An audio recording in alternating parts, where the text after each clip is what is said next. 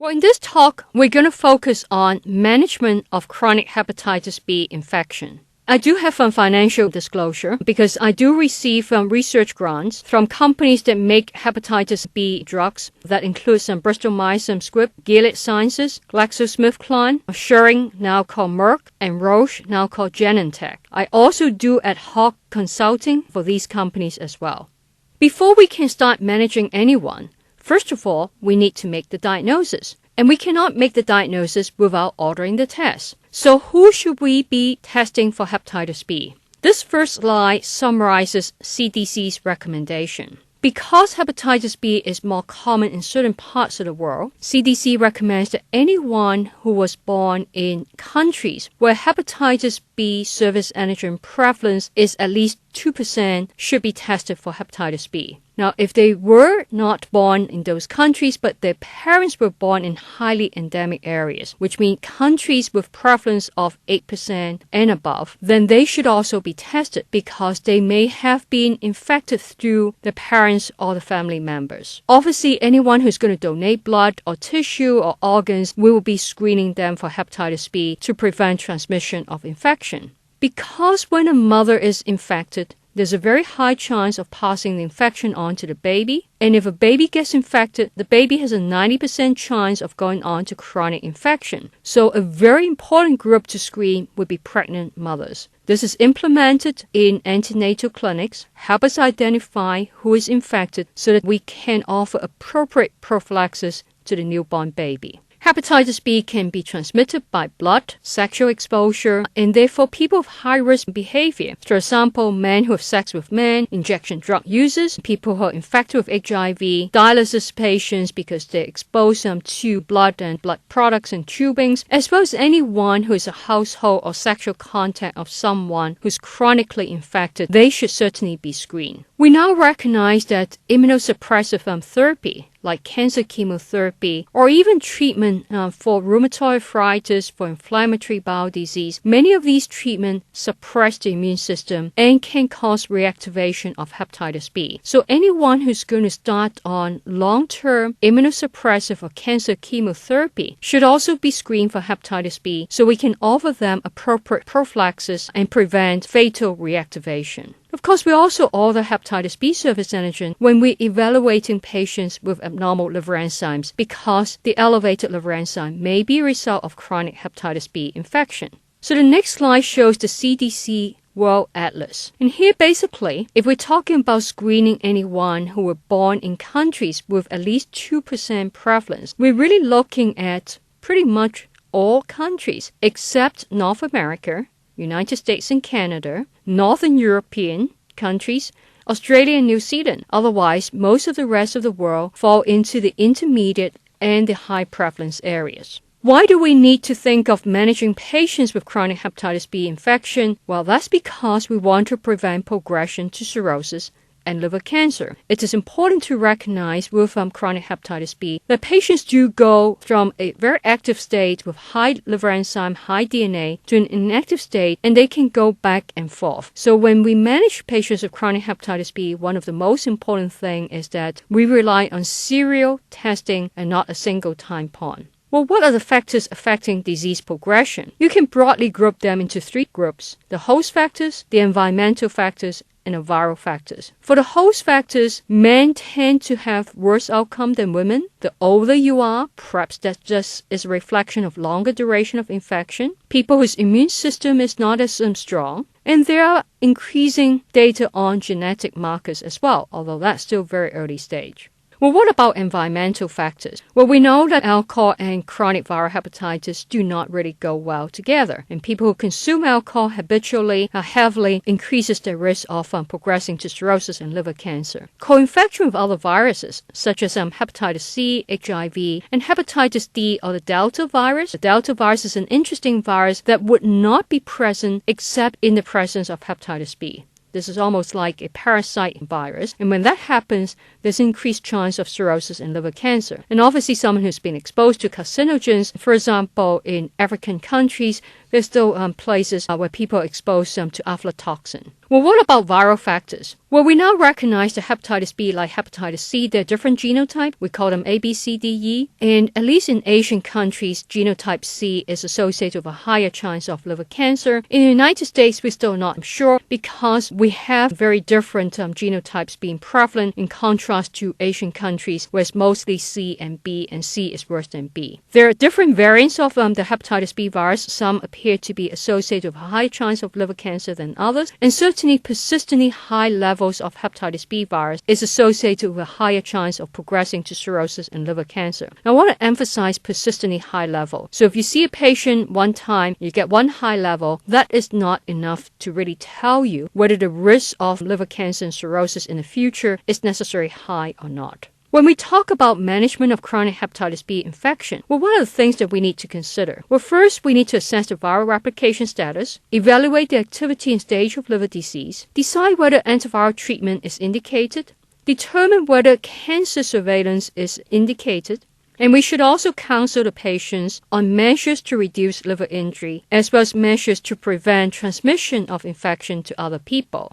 So what I usually do when I first see the patient is, we take a good history, we ask for symptoms, we ask for risk factors, try and figure out how the patient got hepatitis B. It's important to ask about family history. If there's family history of liver cancer, we're more concerned about screening for liver cancer. But family history pertains not only to where the patient got the infection from, is it my mother who is also a carrier, but also to check to make sure that a sexual partner, in particular for a woman, her children, whether they have been screened, whether they have been vaccinated, whether they have immunity, because one of the most important things that we can do is to protect the family members from getting infected. After the history, obviously we're going to examine the patients. But bear in mind that even though we emphasize the importance of examination, majority of the patients aren't going to have any abnormal findings until they progress to cirrhosis. So we look for signs of jaundice, stigmata of chronic liver disease like spider nevi, feel for the liver and spleen to determine if there's enlargement, and we look for signs of ascites, leukedema, and encephalopathy. But these would be very late signs.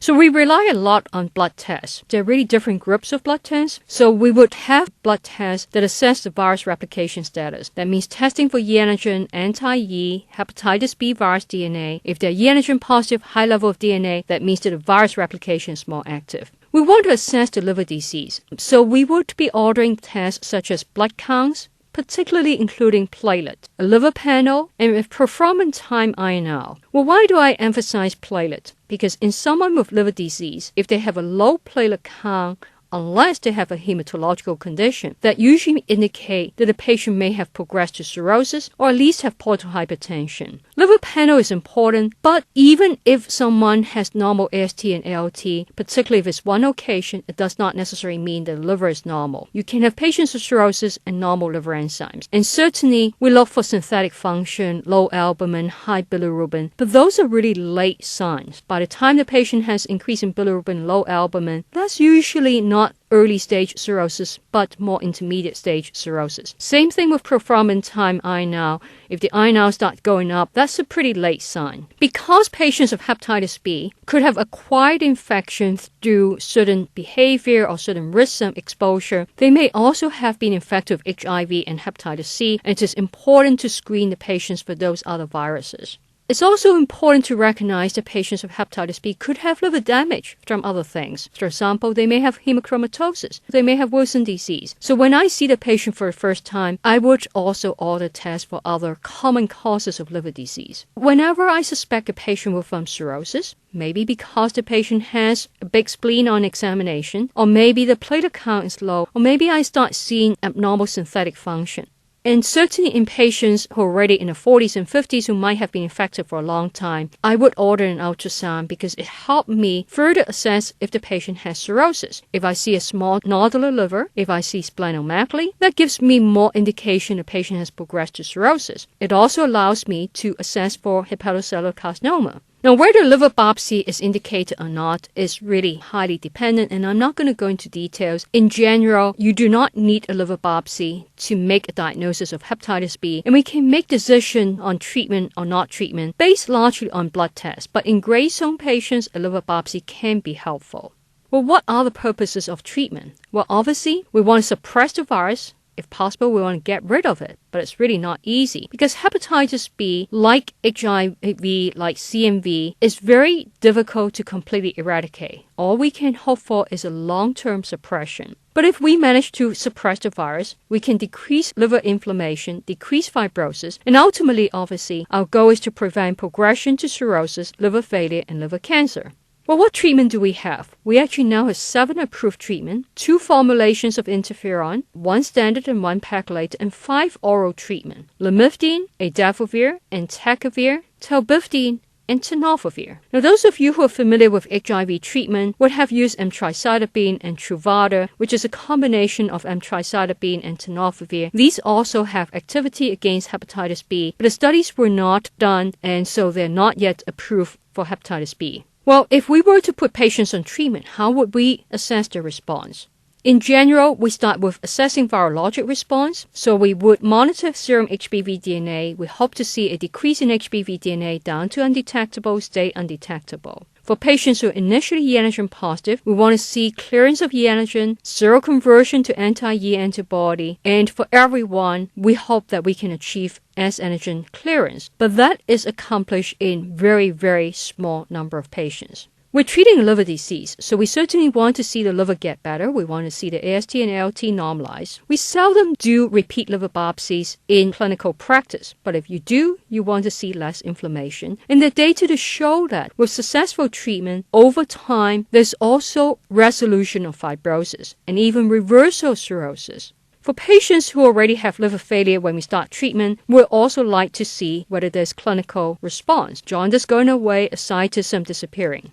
So who are the patients that we would consider for treatment? Well, anyone who comes to us with life-threatening disease, if they're in acute liver failure, they have liver failure with cirrhosis, ascites, encephalopathy, they have detectable virus, they should be put on treatment. Someone with severe exacerbation of chronic hepatitis, liver enzyme 700, bilirubin increase, they should also be put on treatment, no doubt, because treatment can actually reverse liver failure in some patients, not all. Sometimes we see the patients too late and they need to be transplanted, otherwise we won't be able to salvage them. The second group of patients that we'll consider treatment would be the ones who are not really in life-threatening situation, but they have a very high risk of getting there. These will be the patients who currently have compensated cirrhosis and high virus level. We will also treat patients who are at high risk of progressive liver disease, and these tend to be people with high level virus as well as elevated liver enzymes. In the AASLD guideline, which is American Liver Association guidelines, our recommendation is that we'll start patients on treatment if there's evidence of liver disease based on liver enzymes more than 2 times upper limit normal in the presence of high levels of virus, more than 20,000 international units per ml. We'll use a lower threshold for starting treatment in older patients who may have been infected for longer, had liver damage going on for longer, or if we have a biopsy that already show quite a bit of inflammation and fibrosis, and certainly in a patient with clinical evidence of cirrhosis. In patients who look like they're totally inactive, low-level virus, normal liver enzymes, we will continue to monitor because the virus can become more active later on. There are always patients who fall into the gray zone. The gray zone patients need to be monitored, and if we're not sure, a liver biopsy can be helpful. Ultimately, over time, the patients might declare themselves and we can determine whether treatment would be indicated or not. So the next slide shows the 4 phases of chronic hepatitis B infection. They're different phases. In the initial phase, patients are e antigen positive, high-level virus, normal liver enzyme. We say that patients are in the immune-tolerant phase. At this stage, the immune system is not recognizing the virus, not fighting. And even with treatment, their response tend not to be very optimal. So we usually would not treat the patients in that stage. The second stage, immune system is more active, recognize the virus, start fighting the infected liver cells, and the virus starts declining, liver enzymes go up. If the patient's lucky, they go from E antigen to E antibody. But sometimes if this phase goes on for long, the patients get a lot of liver damage, and that's the phase that we would like to start patients on treatment. You observe the patient for a few months. If the immune system, if nature doesn't do its job, will intervene. The third phase is when the patients go into a quiescent phase. They're now e-antigen negative, normal liver enzymes, the virus level may be undetectable or very low. There's really not much benefit with treatment, and so we'll observe those patients. During the fourth phase, there's reactivation. Patients are still e-antigen negative, but the virus DNA and the liver enzymes start going up. In this stage, the likelihood of further liver damage is high, and we will intervene and start the patients on treatment. We start patients on treatment for the second and the fourth phase. Well, what about the patients who we decide that we don't need to be on treatment right now? As I've shown you in these diagrams, chronic hepatitis B infection can go up and down. So the patients who don't need immediate treatment should still be followed. If they're in the first phase, the immune tolerant phase, we should monitor them maybe every 6 months, every 12 months. If they are currently in the inactive carrier phase, because sometimes it's up and down, you don't want to sort of assume that the patient's inactive or whether it just happened to be transiently inactive. I would usually recommend that for the first year, we monitor the patient every 3 to 4 months with ALT at least. Now, if you can afford to do the HBV DNA, I will also do the HBV DNA once or twice during the first year. Once we're pretty clear that the patient has persistently normal liver enzymes and not fluctuating liver enzymes, then we can space out the follow-up to every 6 to 12 months.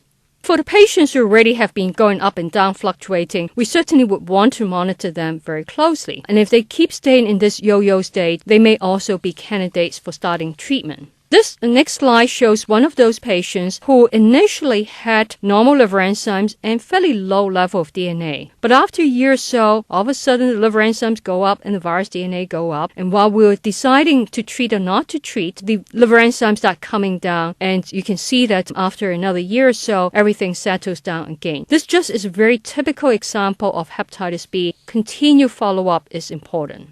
Now, one of the dreaded complications of chronic hepatitis B is liver cancer. And like all cancers, if we wait until the patients have symptoms, then you usually diagnose the tumors at a very late stage when there's very little treatment options. So we want to screen for cancers. Among chronic hepatitis B patients, who are the ones that we should be doing screening for liver cancer? Well, we recommend screening everyone with cirrhosis, people with a strong family history of liver cancer, multiple family members presenting at a young age, Asian males above the age of 40, and women above the age of 50. Well, why difference in the age cutoff for men and women? Because men have a higher chance of developing liver cancer. For Asians, because a lot of them get infected through the mothers or as children. So by the time they're 40 or 50, they would have already been infected for 40 or 50 years, and the risk of liver cancer goes up. Well, for people who were born in Africa, we would recommend screening at even younger age, starting from 20. Why is that the case? Well, it's probably because they're infected with a more carcinogenic strain of the virus, also because they may have been exposed to environmental carcinogens, because studies in Africa show that liver cancer is not uncommonly diagnosed when people are only in their 20s and 30s. How do we screen? Well, ultrasound is the best way, and it's what is recommended by the American Liver Association guidelines, and preferably every 6 months, but at least every 12 months. We used to do AFP, but the current guidelines say that AFP is not mandatory for several reasons. AFP is not very sensitive. You can have patients with cancer, but AFP is normal, so it's not sensitive enough. It's also not very specific because you can see increased AFP even up to hundreds in patients with cirrhosis but no cancer. In patients with a severe exacerbation, a big flare, liver enzyme all of a sudden go from 50 to 500. That can be accompanied by increase in AFP. So an elevated AFP is not always cancer, and normal AFP is not always no cancer. However, because ultrasound is operator dependent, if you do not have ready access to ultrasound or if you do not trust the ultrasound, then adding AFP may be indicated. As I've mentioned, we want to make sure that we give patients advice so that they can protect themselves and they can protect others. So the first thing that we would want to advise is vaccinate against hepatitis A. Patients already got hepatitis B. The last thing they want is one more hepatitis virus. Hepatitis A vaccine is very safe, it's very effective, 2 doses, and they get protected for 10-20 years.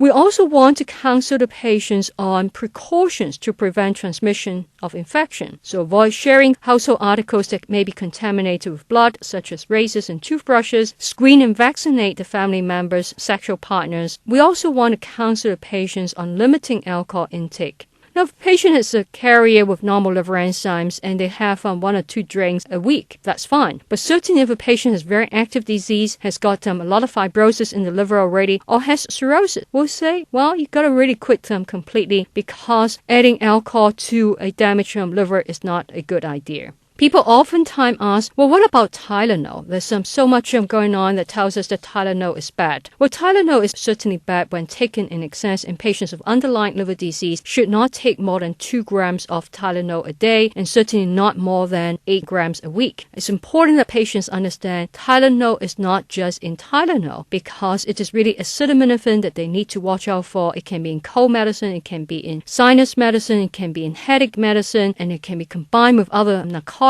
So people really need to read the labels very carefully to make sure that the total intake stays within the limit. We also want patients to have a healthy lifestyle. Increasingly, we see patients with hepatitis B and fatty liver. So the virus level is under control, but the liver enzymes are not. And what's going on? Well, what's going on is they have a BMI of 35 and they have fatty liver, and the liver enzyme staying up is because of fatty liver. So I tell the patients that even though the liver is one of the most important organs in our body, they still need to make sure that they take care of the whole body, and they need to diet and exercise, keep the weight stable, because if they're obese, if they become diabetic, not only do they have cardiovascular complications, it can also affect the liver, and fatty liver and hepatitis B may not be a good partner. Well, a much more reliable way of protecting others is actually through vaccination. So who should be vaccinated? The most important thing is really to protect our newborn babies, because when a newborn baby gets infected, they have a 90% chance of progressing to chronic infection. And since 1991, the CDC has recommended universal vaccination of all newborns. Regardless of the mother's status, all newborn baby in this country would get the first dose of hepatitis B vaccine before leaving the hospital. Then they get a second and a third dose at 1 month and 6 months.